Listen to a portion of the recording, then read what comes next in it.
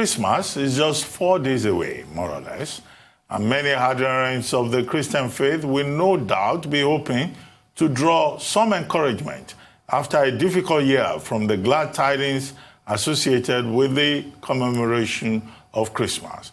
But COVID-19, and indeed a more dangerous variant of the virus, is threatening to make it a very bleak Christmas, following measures being adopted by countries all over the world to contain the outbreak. In Nigeria, the government has also taken steps to tighten the COVID-19 safety protocols, including closer monitoring and supervision of how Christian leaders and their flock conduct themselves during this very trying period. Joining us now to have a conversation regarding what should be the overriding message of a Christmas in the middle of a pandemic is Pastor Ituah Ighodalo, Senior Pastor of the Trinity House Church. Pastor Ighodalo, welcome to the program. Thank you for joining us on the morning show. Hello, Pastor. Thank you very much, my brother Ruben. Yes, thank you for joining us. Merry yes. Christmas. Yeah, same to you. Merry Christmas in advance. Now, quickly, in the UK, we have been told that there is now a virulent, ferocious variant of the virus. Other countries in Europe are saying, look, people from the UK should just stay in there. Canada has also joined. The rest of the world is anxious. Here in Nigeria, we have been told that there is a second wave. And also, former Vice President Atiku Abubakar has said maybe Nigeria should just lock up any kind of transaction during this period with the United Kingdom. How is the Church of God preparing for this, particularly as Grinch seems to have stolen Christmas and Christmas is being cancelled everywhere? What is your message to Christendom at this critical moment where we're facing second wave, third wave of COVID-19? Well, the most important thing at this point is to be safe and to be sure that you have the life to celebrate, by God's grace, many more Christmases. What has happened in the year 2020 is unprecedented. It's never happened before. And if this is the situation where we find ourselves, then it's very wise to follow the laid down protocols as directed by the experts through the government. Okay, the usual social distancing, the wearing of face masks, and the reduction in the numbers of people that gather together in public places. This no doubt affects the economy, it affects the well-being of people, it affects their typical lifestyles, but I think it's a worthwhile sacrifice to make for the prevention of illness, first of all, and then the preservation of life. So I think we as church members, we as Christians, even our brothers who are in the mosques, should listen to what the experts are saying, and we do hope that they're giving us expert advice so that we can follow the protocols and see each other in the new year. And that's our prayer. But religious houses have been blamed partly for the rise in numbers in Nigeria. According to the Presidential Task Force on COVID-19, they say religious houses have flouted all the protocols, continue to hold mass gatherings. I wonder what your response to that is. But most importantly, I also want to know, would you agree that COVID-19 has truly cancelled Christmas? As we are seeing, people, governments breaking traditions, scaled back Christmas. Around Lagos, I'm yet to see, those lights and those Christmas decorations we are used to, even in the city of Lagos. So this is real. But would you say that COVID-19 has actually cancelled Christmas, or this is a sort of reset button for Christians to understand the true meaning of Christmas? I think it's a reset button for everybody all over the world to reflect on their lives and to focus on things that are critical, things that are important, reduce the level of flamboyance and excessiveness in terms of celebration, and have a more urbane or more civilized or more focused kind of celebration. Nothing can cancel Christmas. Christmas is a spirit, and it's not necessarily the festivities that's all about Christmas. Christmas is a story around which the world centers, that God came in the form of man, was a baby in a manger, and was born so that he could carry the sins of man, so that whosoever believes in this seemingly ridiculous story, that God carried away the sins of man, and if you believe that Jesus Christ came and died for your sins, then you are saved. That is the spirit of Christmas, and that can be celebrated in any form, shape, or manner. It doesn't have to be a large gathering. It doesn't have to be all in the church. And in those days anyway, church was in various homes. So what we need to do as Christians is to find other ways of celebrating, thanking God, being grateful to him for the gift of Christmas. And then to speak to the issue as to whether the churches are the ones who have not allowed COVID or gone against COVID protocols, I regret to say that I don't quite agree. I think the government has bigger fish to fry. If you go to any of the markets, any of the bus stops, any of the outskirts of town, any of the busy places, Mushin, Ajegunle, all those places, people don't even wear masks. They don't wear masks. So those gatherings of people is much more than the gatherings you have in any church from time to time. And in fairness to most churches, they have tried. They have tried. A few, no doubt, have flouted the rules here and there, but most of them have tried to keep to the COVID protocols. For about 4 months, no church was opened. Everything was online. Subsequently, government began to reopen the church bit by bit. Most of them had the social spacing that was required. They did the aeration that was required. They did the hand washing and the temperature check that was required. A few flouted, but most of the big churches did not have their big gatherings this year.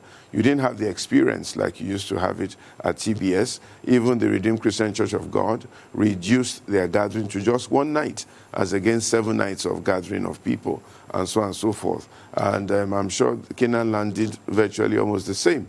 So if those are the huge churches, and they did do their best to observe this thing. So it's not fair to say that it is the churches that are flouting COVID guidelines. Okay, we're going to go to a quick break soon, but let me just ask the question.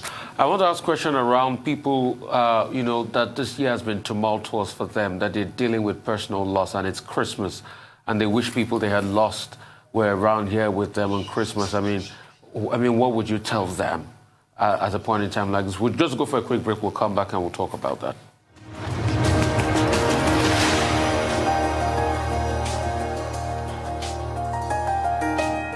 Welcome back to the Morning Show right here on the Rise News channel. I'm here with Pastor Ituah Ighodalo, Senior Pastor of the Trinity House Church, and we're talking about, Christmas and COVID-19 pandemic and, the year in general. Like I asked before we went on the break, Pastor, thank you so much for waiting and thank you for your time.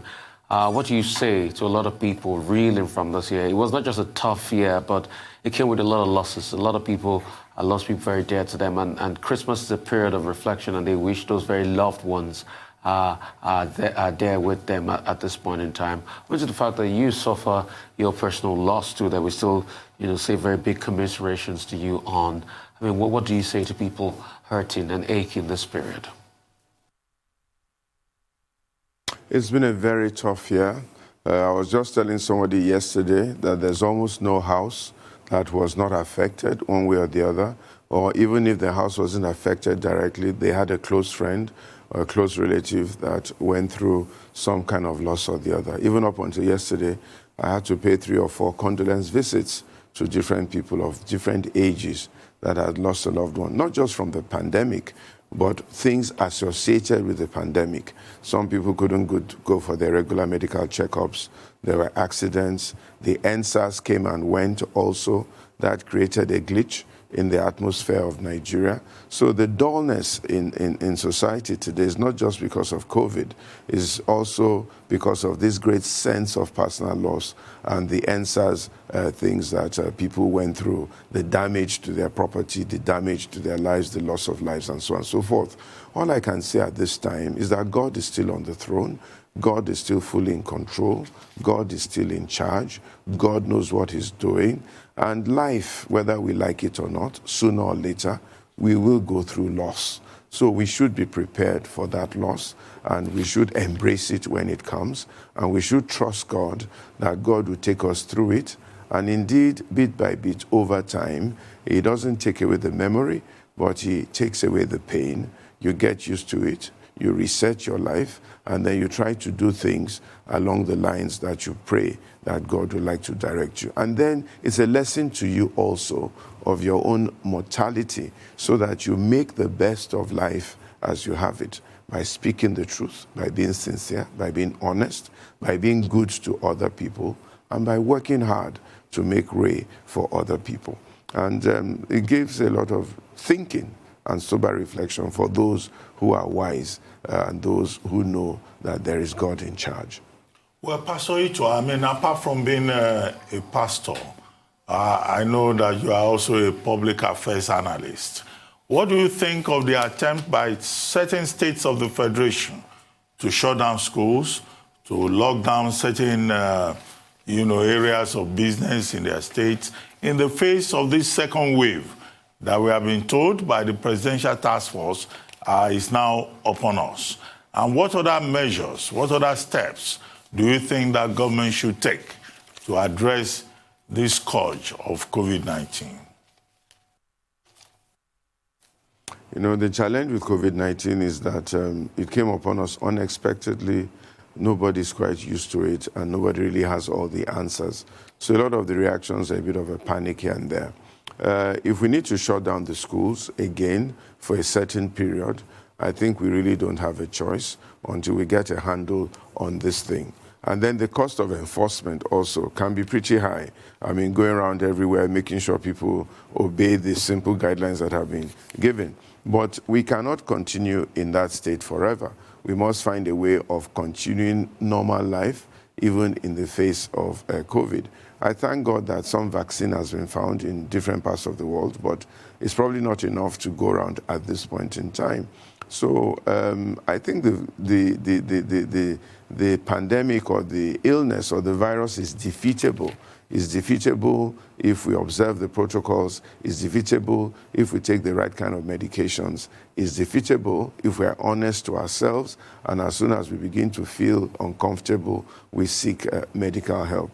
It's defeatable also as a spiritual man with prayer and with hope that God would allow this to pass through.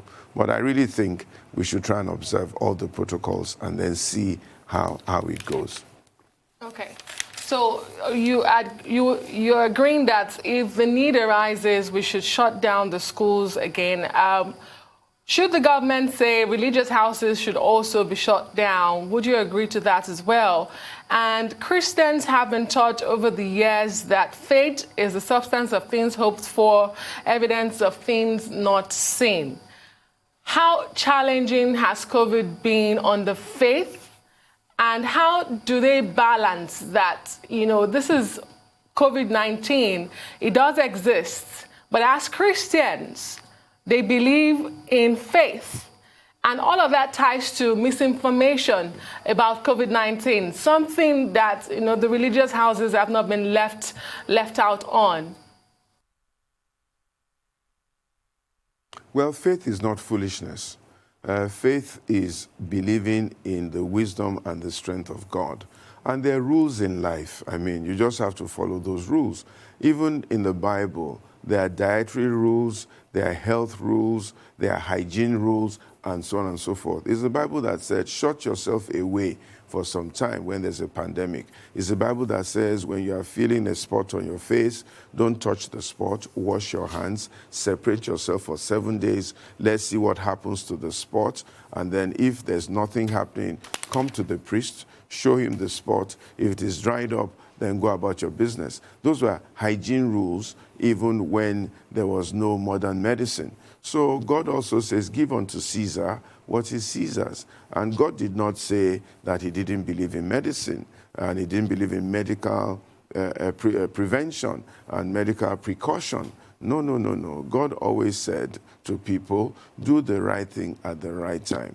wash your hands when you need to, take your medicines when you need to, but have the faith to believe God for healing and for divine healing, especially when medicine is unavailable or medicine fails. And then sometimes the root cause of some of our illnesses is sin or disobedience or emotional trauma or stress. And therefore, God wants you to be at peace, even as your soul is at peace or as your soul prospers. So having faith and believing God does not mean that when you need to take some physical action to aid that belief of God, you shouldn't do it.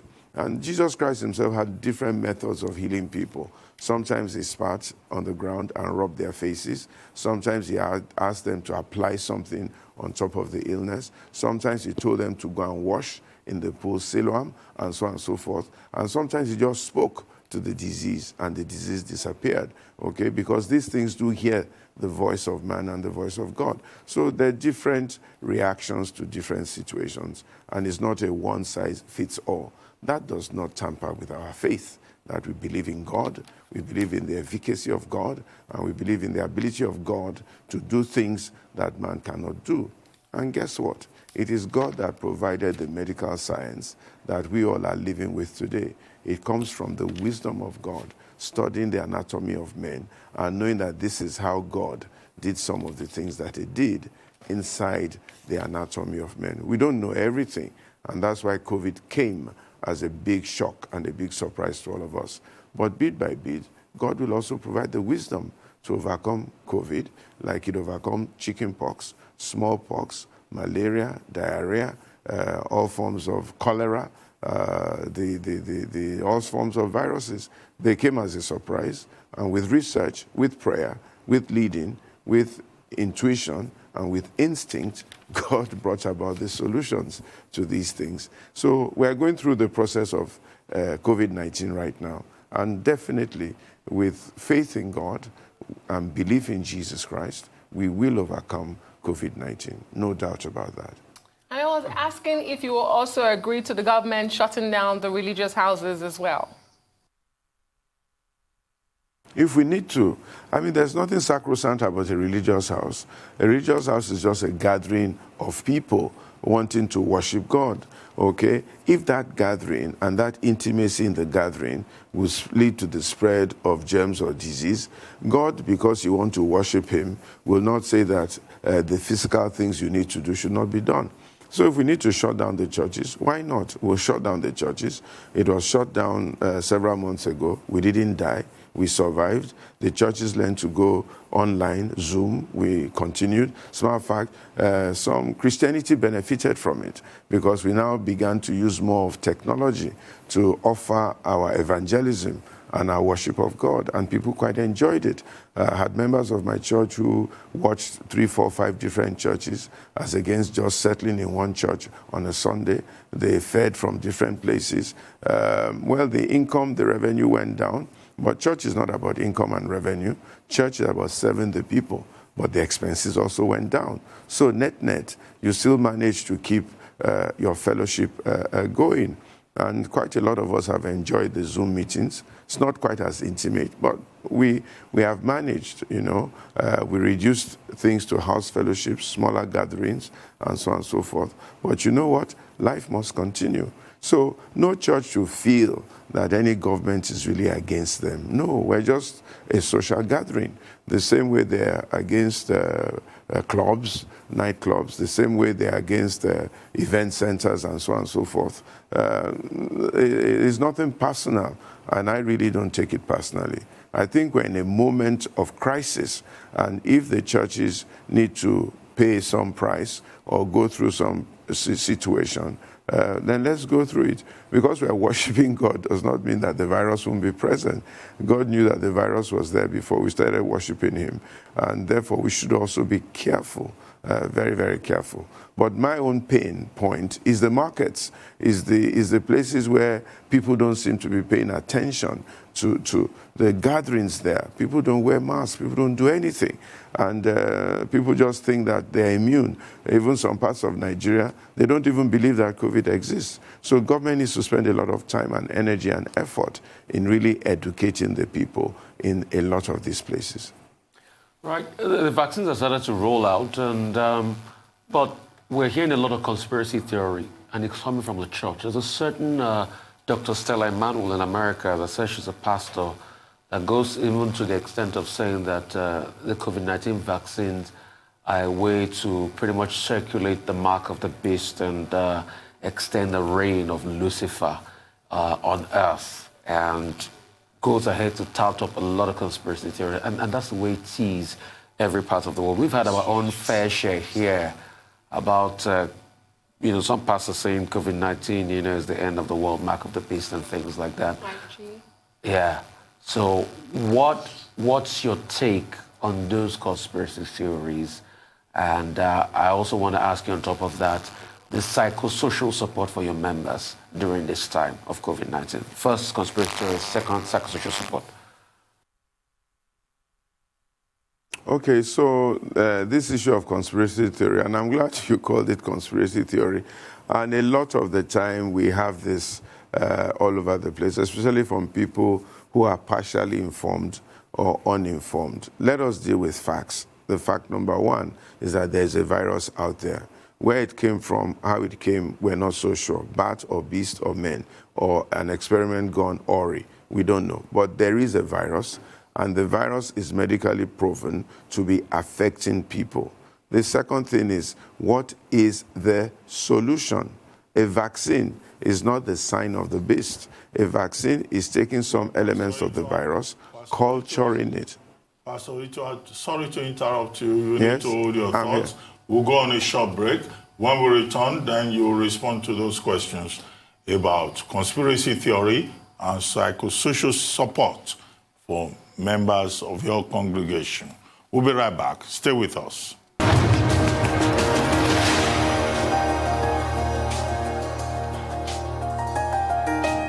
Welcome back to the morning show here on the Arise News channel. Still with us is Pastor Ituah Ighodalo, Senior Pastor of the Trinity House Church. Pastor Ituah, thank you for staying with us. You were responding to the question by Rufai Husseini with regard to conspiracy theory and psychosocial treatment for members of your congregation in the face of COVID-19. If you may just continue. Thank you very much, Ruben. And I was saying that there's a challenge with either misinformed, underinformed, or wrongly informed people. And that's a challenge that we've had in church, in Christianity, in life, through all the ages. Yes, there is a portion of the Bible that talks about the mark of the beast, the 666, this and that. Nobody fully understands it. But the reference is to the microchip that it seems as though people will be getting, that nobody can buy or sell unless they have that microchip. That's technology. There's nothing you can do about it. What the Bible has done is to forewarn you about it and know how to manage it such that you don't get under the yoke thereof. As regards the vaccine, I think the problem with the vaccine is that they're thinking that very soon they're going to insist that people should have a microchip in their hands to prove that they have been vaccinated. The vaccine itself is just taking some of the virus, culturing it, and putting it into somebody's body so that he can build up a resistance to the disease. There's nothing wrong with that. Even in the Bible, they did that from time to time to help people prevent certain diseases. It's the chip that's the problem, and the reign of the love of money and the wickedness of man and so on and so forth, and the control over people's lives, making them that they can neither buy or sell except you worship this so-called beast. But Christians need to come together, pray together, and prayerfully walk spiritually against any form of evil control over human beings. It happens all the time, with or without the microchip. The microchip is just an evidence of that era, that the command and control will be a lot more. So people saying that we shouldn't take the vaccine are a little bit misinformed, if you ask me. And they're just trying to frighten people and prey on people's ignorance. We need a cure to this illness. We need a prevention thereof, and we must work assiduously towards it. We also need to face the evil that's trying to control the world and make people, because of the love of money, bow down to the forces of evil. That's the simplicity of what the gospel is saying. And both of them, though may have some kind of connection, are not really related. They're two separate things. So nobody should come and start saying that 666 and microchip and this and that. I think they're going a little bit off the radar there. With regards to psychosociological measures for members of my congregation, it's not just members of my congregation that we deal with in Trinity House. We believe that the world is our congregation. And even before COVID-19, we reached out very largely to the less privileged, to the underserved, to the hungry, to the poor in society, because the Bible says you have to love your neighbor as yourself, and you have to be your brother's keeper. So our policy in Trinity House is, as best as we can, no member of the church will go without food, shelter, accommodation, and hope and opportunity in life within the capacity of our resources, COVID-19 or no COVID-19. We're a church that believes in empowering people and reaching out to people, because the people are the church, and therefore we've done a lot of that. And then within our community in Victoria Land, Oniru, where we are, we go out to look for the underprivileged, and we cater to them both physically and spiritually. We do that on a regular basis. And even as I speak, this week, we're going to start a month-long food kitchen around the church to make sure that everybody around the church and in the church, member or non-member, who comes through our gates is fed something, breakfast and lunch, throughout this period. And these are the things that we're doing. We minister to the needs of our people. We teach them how to fish as best as we can, in spite of and inside of this very, very difficult economy. And we also speak through to power, and we try to engage government to try and ensure that they can right-size our economy, because Nigeria is a place of great potential. And if we could have government thinking in the right direction to unleash the potential of Nigeria, then nobody needs to be hungry in Nigeria. We can produce enough food, we can produce enough medication, we can produce enough services to serve the needs of our people. And we have the capacity to do that. It's just the right policy and the right tone at the top that we need. And that's what we're begging government for and asking them to please try and do. The challenges are enormous. And we're also saying to people, help yourself also. If you can build your own road around your estate, build your own road. If you can do your own borehole, do your own borehole. If you can do your own IPP power, do your own IPP. If you can build your own school, build your own school. Don't sit around twiddling your thumbs waiting for almighty government.